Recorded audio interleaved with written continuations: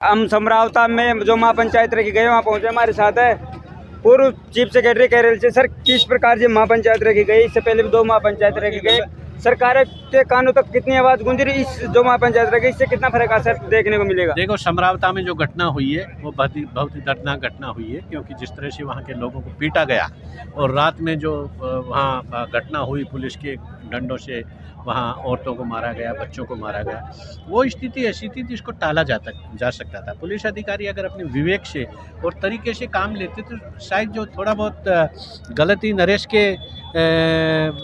ने की थी उसके लिए उनको कानूनी सज़ा मिल सकती थी, लेकिन पुलिस ने वहाँ बहुत ही भयंकर अपराध किया। इसके अलावा जो नरेश ने जो थप्पड़ मारा था, उसके पहले जो एसडीएम ने दबाव डाल के वोट डलवाए, लोगों को धमकी देके, वो भी एक अपराध था। उसके लिए भी एसडीएम जिम्मेदार है, क्योंकि शायद वही उसका रवैया एसडीएम का उस पूरी घटना के लिए मैं उसको जिम्मेदार मानूंगा। लेकिन पुलिस को सोच समझ के अपने विवेक से काम लेना था। रात को ये अरेस्ट करना, लोगों के ऊपर फायरिंग करना, लोगों की संपत्ति जलाना और इस तरह की घटना करना बहुत ही दर्दनाक है। आज की जो महापंचायत हुई है नगर फोर्ट में, उसमें लोगों का यही मांग थी, इससे पहले बरवाड़ा में भी हुई थी, कि जल्दी से जल्दी जो लोगों को अरेस्ट किया गया, बच्चों को 40-50 बच्चे उसमें जेल में टोंक में बंद है, नरेश भी वहाँ बंद है, उनको जल्दी से जल्दी रिहा किया जाए और लोगों का नुकसान हुआ है उसका मुआवजा पूरा लोगों को मिले। साथ में इस घटना की अगर आपको सत्यता जाननी है तो इसकी निष्पक्ष जांच एक हाई कोर्ट के जज से, सिटिंग जज से इसकी न्यायिक जांच करवाई जाए, जिससे दूध का दूध और पानी का पानी होगा। अगर सरकार इस कानूनी प्रक्रिया में अगर सहयोग नहीं करती है उनको छुड़वाने के लिए, रिहा करवाने के लिए, और कोर्ट में भी इस पक्ष को रखा जाएगा, क्योंकि कानूनी दावपेच भी है थोड़े बहुत उसमें, लेकिन सरकार को चाहिए कि बहुत ही उदार रवैया अपनाए। अगर सरकार इसमें सकारात्मक रवैया नहीं अपनाती है तो शायद आज के जो महापंचायत में जो निर्णय आपने भी सुना होगा, जयपुर में एक बहुत बड़ा महापड़ाव और बहुत बड़ा आंदोलन होने की पूरी संभावना है। क्या लगता है, आप एक प्रशासनिक अधिकारी रहे हैं, जिस प्रकार से रात के समय महिलाओं बच्चों के चोटें पहुंचाना, उस नजरे किस नजरे से देखते हैं आप? वो जो सारी घटनाक्रम हुआ, गाड़ियां जली, ग्रामीणों को चोट आई, महिलाओं को चोट आई, बच्चों को भी चोट आई है, उनको नरेश में अगर गिरफ्तार करना तो दिन में भी गिरफ्तार कर सकते थे, उस चीज सारी प्रक्रिया किस प्रकार से? यही बात मैं कह रहा हूँ कि मीडिया इस बात को जनता के सामने लाए कि जो कुछ हुआ है, क्योंकि हो सकता है मैं पक्षपातपूर्ण तरीके से कह रहा हूँ, लेकिन मीडिया खुद इस बात को देखे और इस बात को बताए कि लोगों के साथ जो हुआ है अन्याय हुआ है और अत्याचार हुआ है, और औरतों के ऊपर डंडे चलाना, रात को उनके घरों में घुसना, बच्चों को मारना और उनकी संपत्ति को जलाना। अब उसका दोषारोपण पुलिस लगा रही कि बच्चों ने किया था, लेकिन बच्चों ने बिल्कुल नहीं किया। जहाँ तक बातचीत हुई है बच्चों की, क्योंकि सारा ये पुलिस की जो मिसहैंडलिंग हुई है उसकी वजह से ये पूरा जो घटनाक्रम वो हुआ है, जो कि बहुत ही दर्दनाक था, जिसको टाला जा सकता था।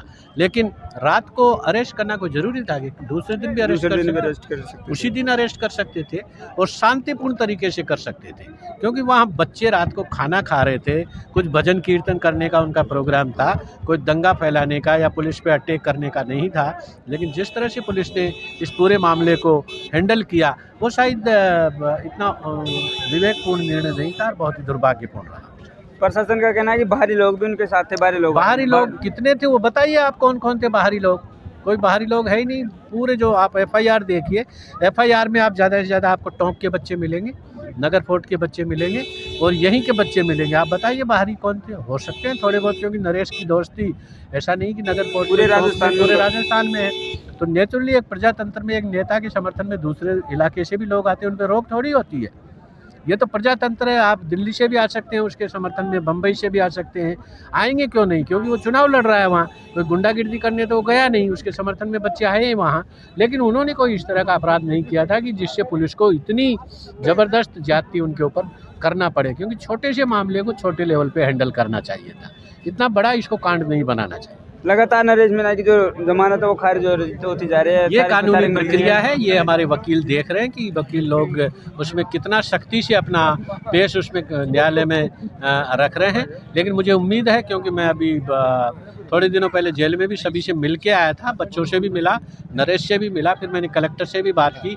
अभी भी मैं उच्च स्तर पे जितनी भी मेरी पर्सनल लेवल पे कांटेक्ट है, मुख्यमंत्री, डीजीपी, चीफ सेक्रेटरी, उन सभी से मैं कोशिश करूँगा कि मैं उनसे मिलूँ और इनकी बात को वहाँ तक मैं मेरे लेवल पे पहुंचाऊं, क्योंकि मुझे उम्मीद है कि सरकार में भी कुछ ऐसे लोग हैं जो बात को सुनेंगे, क्योंकि सरकार को गालियां देने से बात नहीं बनेगी। हर बार आप गालियां दें, उनके खिलाफ नारे लगाएं, तो वो भी ठीक नहीं है, क्योंकि सरकार की भी अपनी मर्यादाएं होती है।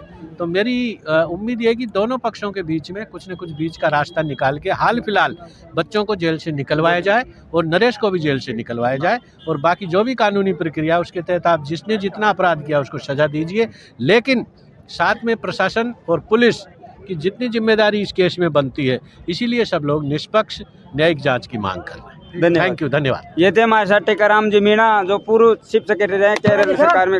धन्यवाद।